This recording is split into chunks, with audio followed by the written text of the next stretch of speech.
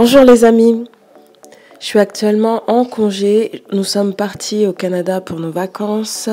N'hésite pas à me rejoindre sur mes réseaux sociaux si tu veux plus de news, j'ai des surprises qui arrivent, reste connecté, à bientôt.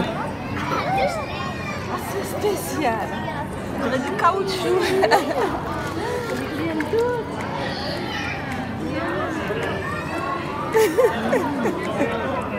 C'est bizarre hein.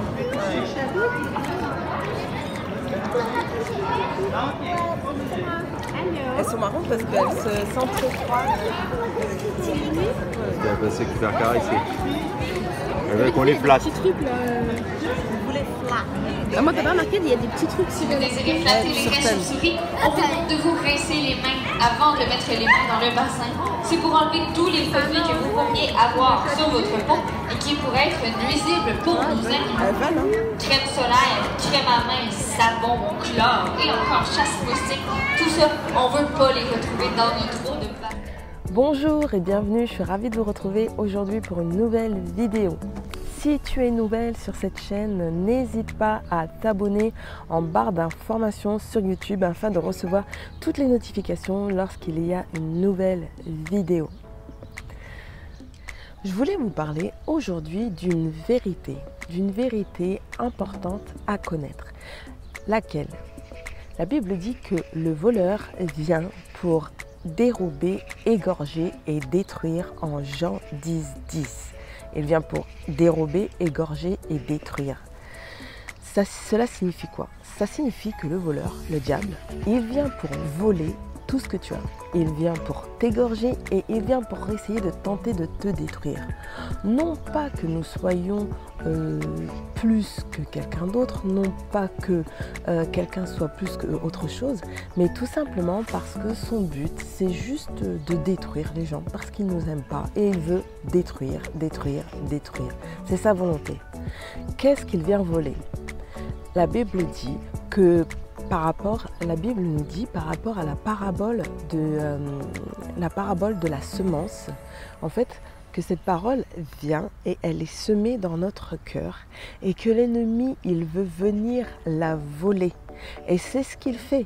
Il tente de voler cette parole que nous avons dans nos cœurs. L'ennemi vient et il veut voler la parole que nous pouvons recevoir, la parole que nous recevons dans notre cœur. Est-ce que vous avez déjà remarqué que lorsque vous recevez une parole, vous recevez une révélation, eh bien 2 jours, 3 jours, 10 jours après peut-être, eh bien il y a quelque chose qui se passe et qui va à l'encontre de cette parole. Et puis ensuite, vous entendez cette petite voix qui chuchote à votre oreille. Oh, mais est-ce que c'était bien vrai ce que tu avais entendu? Est-ce que c'était vraiment la réalité? Est-ce que Dieu a vraiment dit ça? Eh bien, c'est l'ennemi qui essaye de vous voler votre parole. C'est l'ennemi qui essaye de voler la révélation que vous avez reçue. Et qu'est-ce qu'il veut faire? Il veut vous empêcher de marcher selon cette parole. Il veut vous empêcher de marcher selon cette révélation. Il veut vous empêcher de croire à cette révélation et d'agir selon cette révélation. L'ennemi de nos âmes tente réellement de nous voler. Il tente réellement de nous détruire, il tente réellement de nous égorger. Son but, lui, c'est de faire en sorte de nous laisser à terre et sans aucun espoir. Il veut voler les véritables révélations, que ce soit le salut. Souvent, les jeunes chrétiens disent « Mais est-ce que vraiment j'ai Jésus dans mon cœur ?» Et lorsqu'il y a des appels au salut, ils vont se présenter 1 fois, 2 fois, 3 fois parce qu'ils ne comprennent pas cette réalité ou ils n'ont pas entendu cette réalité comme quoi une seule fois suffisait à être sauvé. Pareil pour le parler en langue.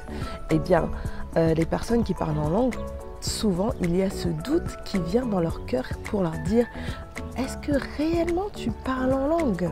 Et ensuite, ce parler en langue leur est volé parce qu'ils acceptent l'idée que peut-être ce parler en langue venait d'eux. Peut-être ce n'était pas vraiment Dieu qui parlait au travers d'eux. Peut-être que ce n'était pas vraiment eux. Peut-être que ce n'était pas vraiment ça. Donc, encore une fois, ils se font voler. Il en est de même pour ce qui est de la générosité, des dîmes, des offrandes, vous voyez, eh bien, on vient, on donne notre offrande, on donne notre dîme et quelques jours après, on se fait voler autre chose. Eh bien, à nouveau, encore, l'ennemi vient dire: oh, est-ce que vraiment c'était ça? Oh, tu te trompes, certainement pas, ce n'était pas ça.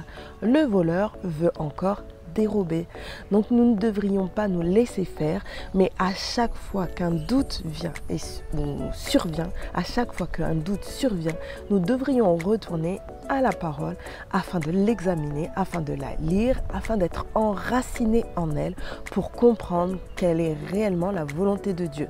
Et lorsque l'on fait un pas de foi pour entrer dans une bénédiction, quelle qu'elle soit, on devrait persévérer dans ce choix, persévérer dans nos résolutions, persévérer dans ce que l'on a dit que l'on croyait.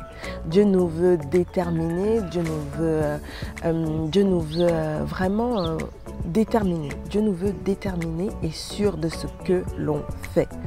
On ne veut pas être emporté, comme dit la parole de Dieu, à tout vent de doctrine, mais vraiment rester dans l'assurance de ce que nous avons reçu. Voilà, cette vidéo arrive à la fin. Si tu l'as aimée, n'hésite pas à la liker et à la partager sur tes réseaux sociaux. Je te dis à très bientôt.